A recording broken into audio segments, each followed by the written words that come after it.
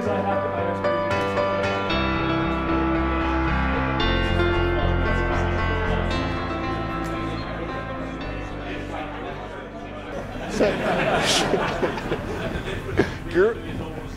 well, no, it's not. It's just normal. Look at the axes.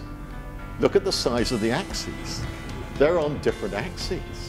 So let's put those together on the same axis, and we see heat deaths going up, cold deaths going down. Add them up, combined deaths. It's going to be great. Can't wait till 2080s. Whoa, God, I hate the cold.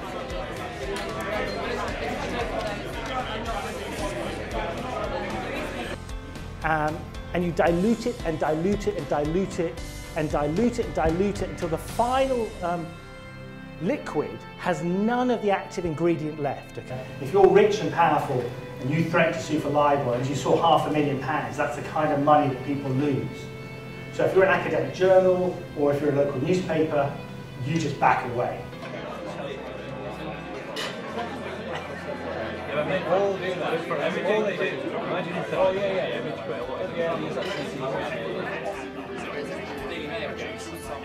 But yeah, and like this one, I guess there's also a bit of the other one's a bit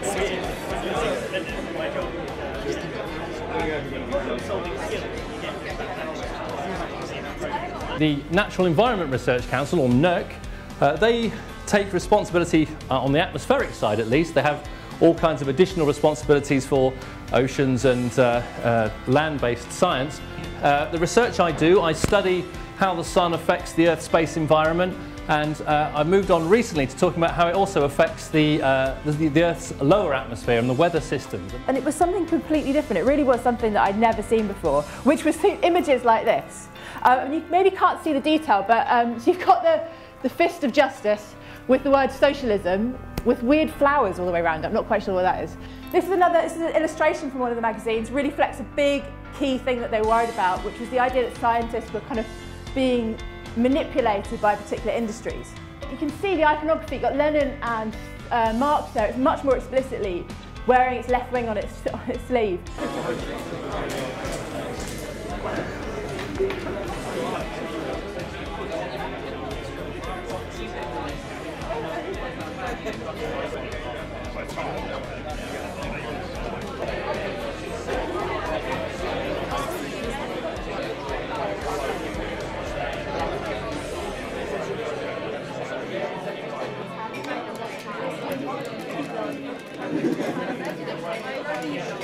It's very difficult to find peer reviewers over and over and over again.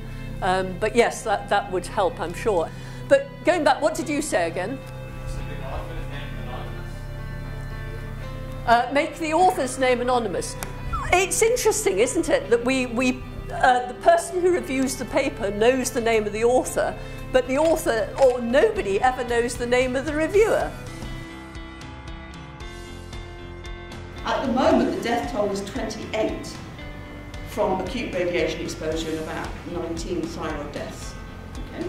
And if you look at the numbers for nuclear discharges and fallout, so that's all of the exposure from what we've done to ourselves, about 0.3% of our annual dose. So it starts to look as if we have a problem actually understanding the science, and we're believing far too much in fiction. So the biological half-life depends on how long the radioactive particle stays in your body, and that to a certain extent depends on your body chemistry. I was going to say science is about finding the truth, it's not about winning an argument. I've met plenty of scientists like this who have a hypothesis and stick to that hypothesis no matter what is thrown against it. That's not good science, and you shouldn't be well, you aren't a scientist if you do that. I'm not a scientist, I'm a philosopher, but I find the people who do best in philosophy, and I'm sure this is true in science, are the ones who are looking not to please me, because it's amazing how often even a graduate student is trying to please his or her supervisor, but actually are really interested in the issues, really want to know what the answer to this question is, i.e. truth. They want to find what the truth is, and I think that's the well, yes, there are deep philosophical issues with that, but let's leave those on one side. The truth and the uncertainties around it.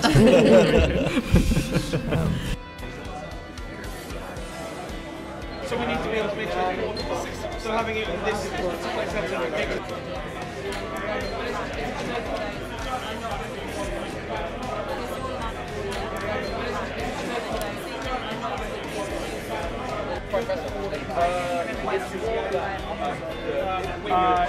it'll get cheaper with sort of mass manufacturing.